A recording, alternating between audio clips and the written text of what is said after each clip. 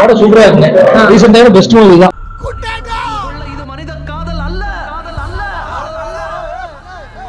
அதையும் தாண்டி புனிதமானது.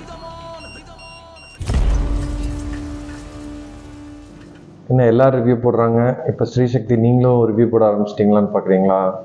இல்லைங்க, இந்த படம் நாங்கள் ஆடியன்ஸ் கிட்ட கொண்டு போய் சேர்த்தணும் அப்படின்னு நினைக்கிறோம். அவ்வளோ ஒர்த்தான படம் இது.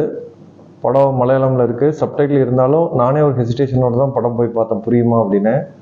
பட் படம் வந்து தியேட்டரிக்கல் எக்ஸ்பீரியன்ஸ் என்றைக்குமே இருக்கும், அது அழியாது அப்படின்னு ப்ரூவ் பண்ணுற மாதிரியான ஒரு கண்டென்ட் இது.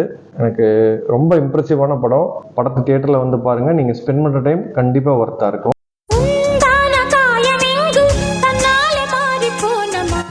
சூப்பரா இருந்தது. அந்த டைரக்ஷன் சூப்பரா பண்ணிருந்தாங்க, கேமரா பண்ணிருந்தாங்க, நல்லா இருக்கு. கான்செப்ட் வந்து based on true story bro. உண்மையா சம்பவம் எடுத்துருக்காங்க. True story. சும்மா சொல்ல கேரளாக்காரங்க அவங்க படம் வந்து ஆஸ்கார் லெவலுக்கு சூப்பர் போயிட்டே இருக்கு. இன்னும் இதே மாதிரி நிறைய எடுக்க சொல்லுங்க, அது உண்மை கதை எடுக்க சொல்லுங்க. இந்த படம் பாத்தீங்கன்னா படம்னே சொல்ல முடியாது. அந்த டீமுக்கு முதல்ல ஒரு கிளாப் கொடுத்துட்டு ஒரு மன உணர்வுகளை வந்து மென்டல் ஸ்டேட்டை வந்து அப்படியே சினிமாட்டிக் பண்ணி சினிமா மாதிரியே இல்லாம உள்ளத்துல என்ன நினைப்பாங்களோ அதை ஒவ்வொரு கேரக்டரும் ரெபிட் பண்ணிருக்கிறாங்க.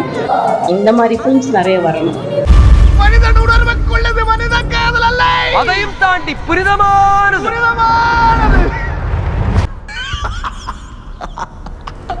மனிதர் உணர்ந்து கொள்ள இது மனித காதல் அல்ல, அதையும் தாண்டி புனிதமான